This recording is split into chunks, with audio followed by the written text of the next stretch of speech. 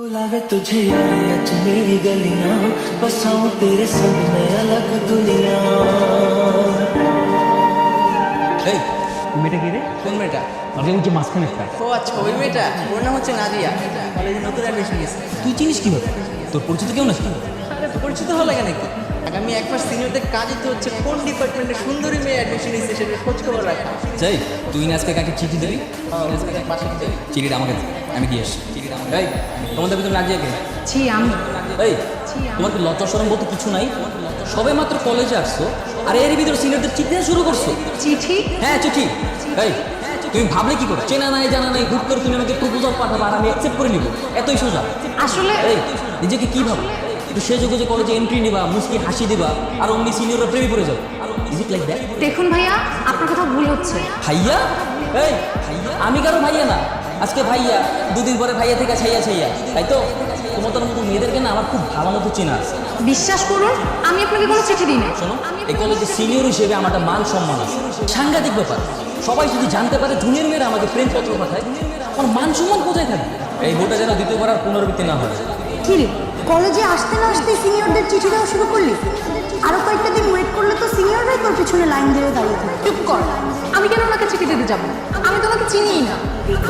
बुलावे तुझे यार आज मेरी এই গাড়ির জন্য ওয়েট করছি। আপনি আপনি আবার আসছেন? আমি না ভেবে দেখ, এইভাবে রিজেক্ট করে যে তোমার মন ভাঙাটা আমার একদম উচিত। তাই ভাবলাম তোমার প্রপোজালটা অ্যাকসেপ্ট করে নিই। তাছাড়া তুমি তো আর দেখতে শুনতে খারাপ না। যাও, মেনে নিলাম, আজকে থেকে তুমি আমার girlfriend. I love you too. আপনি কেন বুঝতেছেন না? আমি আপনাকে কোনো চিঠি দেইনি। চিঠিটা হয়তো অন্য কেউ দিয়েছে। আপনি প্লিজ এখন এখান থেকে চলে যান। আমার ড্রাইভার এখনই চলে আসবে। ড্রাইভার আমাদেরকে কথা বলতে দেখলে অনেক ঝামেলা হয়ে যাবে। ও আচ্ছা, বুঝতে পারছি। ড্রাইভারের জন্য ভালোবাসার কথাটা বলতে পারছো না, তাই তো? কালকে কলেজে এসে সরাসরি ভালোবাসার কথাটা বলে দিই, কেমন? এই কিসের ভালোবাসা? হ্যাঁ, আমি কতবার বলবো আপনাকে আমি আপনাকে কোনো চিঠি দেইনি। আর শুনেন, আপনি কলেজে আমার সিনিয়র। কলেজ কিন্তু এখন ছুটি হয়ে গেছে। এখনো কিন্তু আপনি আমার সাথে উল্টাপাল্টা কিছু বলতে পারবেন না, তাহলে কিন্তু ভালো হবে না বলে দিলাম। আমি বুঝতে পারছি, আই আন্ডারস্ট্যান্ড। সুন্দর মেয়েদের মুখের উপর রিজেক্ট করে দিলে তার মন খারাপ হবে, তাদের রাগটা একটু বেড়ে যায়। সমস্যা নাই, মন ভালো করে দিচ্ছি। I am so sorry. খুশি? আপনি কি এখান থেকে যাবেন না আমি এখন চিৎকার করে লোকজন জড়ো করে বলবো? আপনি আমাকে টিজিং করতেছেন। তাহলে তো যাওয়া লাগে।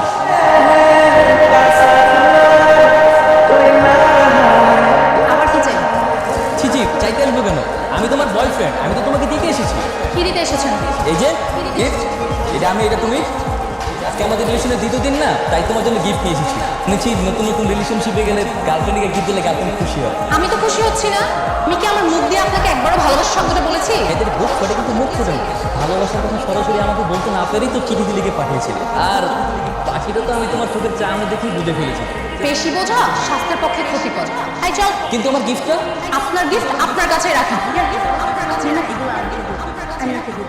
সত্যি তুমি পারবে? হ্যাঁ, থ্যাংক ইউ সো মাচ। কি করতেছো? নাজিয়া, কি ব্যাপার? তুমি আমাকে কলেজের পিছনে ওয়েট করতে বলে নিজেই এখন ক্লাস করছো। হাই, তুমি কোন ক্লাসে? স্যার এক মিনিট, তুমি আমাকে বললা যে স্যারকে ওয়াশরুমের বাহানা দিয়ে আমার সাথে দেখা করতে আসবে। কই?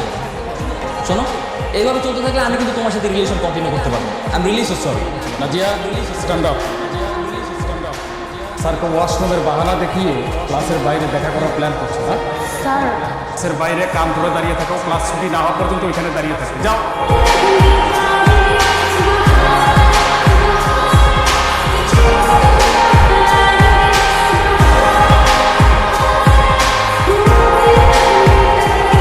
কি সমস্যা আপনার? আপনি কি এত বড় বড় পড়ানো বুঝতে পারছেন না কেন? বিশ্বাস করো, আমি না যতই দূরে থাকতে থাকি তোমার ভালোবাসা ততই কাছে টেনে এনে আমার। আপনার কি একটু ভয় করে না? কি করবো, তোমাকে দেখতে ইচ্ছে করছিল তাই একটু। তাই বলে আপনি ক্লাসে সবার সামনে আমাকে গার্লফ্রেন্ডের পরিচয় দিবেন? শোনো, ভালোবাসাতে হাজারটা বাধা আছে, তাই প্রেমিকদের একটু ডেয়ারিং হতে হয়, নইলে তো প্রেমটাই জমে উঠবে না, বুঝো নাই? আপনার সাথে কথা বলাই বেকার।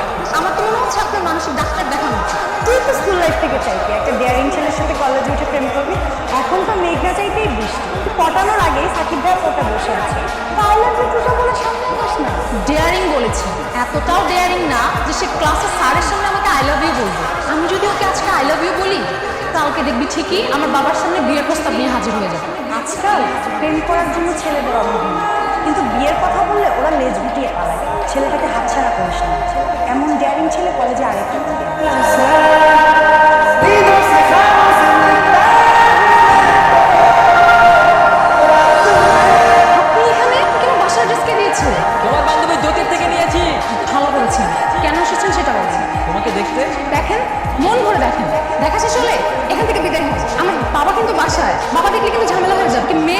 টাকা দিয়ে দিবো। আরে কি বলো, তোমার বাবা বাসা আছে আগে বলবো না? আরে গেটটা খোলো, দাঁড়াও, তোমার বাবাকে সালাম দিয়ে আসি। এই দাঁড়ান দাঁড়ান, আপনি কি পাগল? আপনি প্লিজ এখান থেকে যান, আমার বাবা দেখলে কিন্তু ঝামেলা হয়ে যাবে। পৃথিবীর সব বাবাই না একই কথা বলে, তাই বলে এটা প্রেম শুনে রাখবে নাকি? আমি কিন্তু পুরো এলাকাকে জানিয়ে দেবো তুমি আমাকে ভালোবাসো। I love you.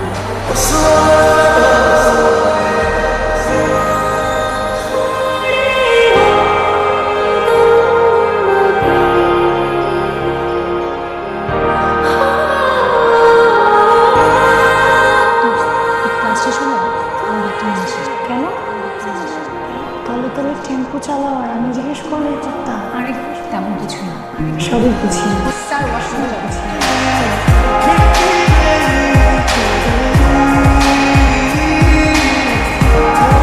তুমি একটু একটু কখন কাজ থাকি যাচ্ছে না? সেই দুর্ভাগ্যটা আমার কখনো হয়নি। পাখিতে ঘোরাটা তো সৌভাগ্যের ব্যাপার, জ্ঞান দেখে সবাই উপভোগ করতে পারে। আচ্ছা, আজকে সামনাসামনি আরেকবার আমি যদি বলো না, সেগুলো শুনতে পাইনি। আই লাভ ইউ না বললে কি ভালোবাসা হয় না? তুমি যদি মুখেই না বলো তাহলে কি করে বুঝি তুমি আমাকে কতটা ভালোবাসো? ভালোবাসে না বলেও ভালোবাসা যায়। যার ভালোবাসা যত গভীর, তার প্রকাশ ততই কম। ভালোবাসা হচ্ছে উপলব্ধি করার বিষয়। কি আচ্ছা, না মানে বুঝতে পারি, কি উপলব্ধি করি? উপলব্ধি করলাম যে তুমি আমাকে ভালোবাসো। ভালো না বাসলে কি ক্লাস ফাঁকি দিয়ে তোমার সাথে ঘুরতে আসতাম? তাও তো ঠিক।